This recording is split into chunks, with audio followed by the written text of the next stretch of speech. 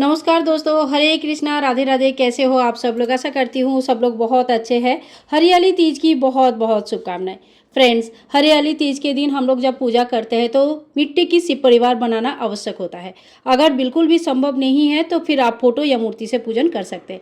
यहाँ पे मैंने शिवलिंग बना लिया है, भगवान गणेश जी, माँ पार्वती बना लिया है। सभी को जो बेलपत्र होते हैं उन्हीं उन्हीं आसन में विराजमान किया है।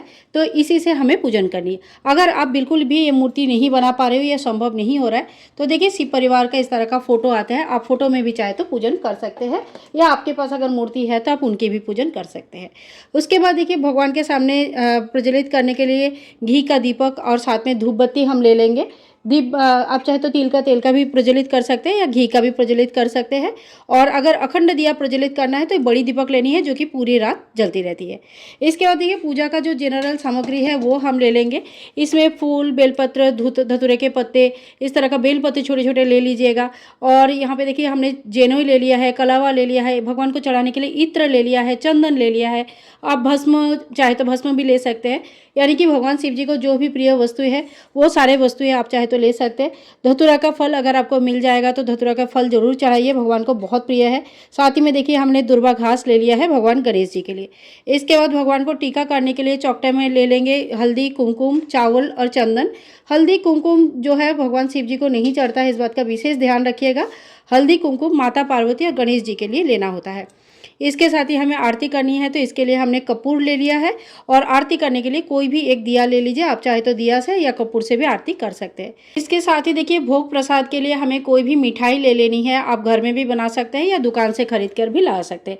घेवर का विशेष महत्व है, आप चाहे तो घेवर जरूर लेके आइए हरियाली तीज के दिन, नहीं तो कोई भी मिठाई भगवान को जरूर चढ़ाइएगा। तो यहाँ पे मीठे में हमने लड्डू ले लिया है। और इसके साथ साथ ही कोई भी ऋतु फल ले सकते हैं। आप एक भी फल ले सकते हैं, 5 फल ले सकते हैं, या जितने भी आपका ठीक लगे उतने ले सकते हैं, लेकिन ऋतु फल एक जरूर चढ़ानी चाहिए।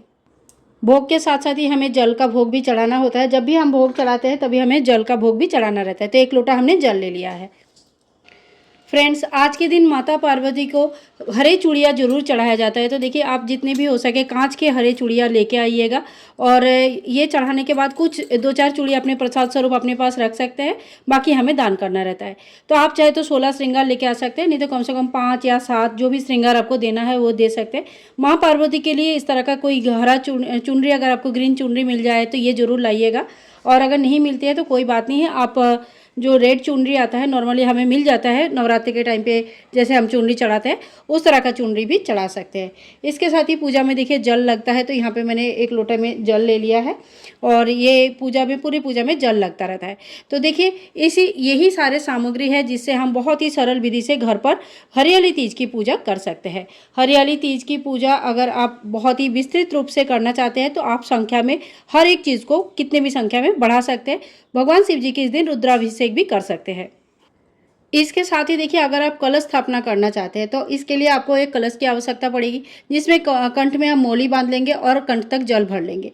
जल के अंदर डालने के लिए 5 चीज़ें कम से कम हमें लेनी है। आप 5 चीज़ों की जगह 7 या ज़्यादा भी ले सकते हैं।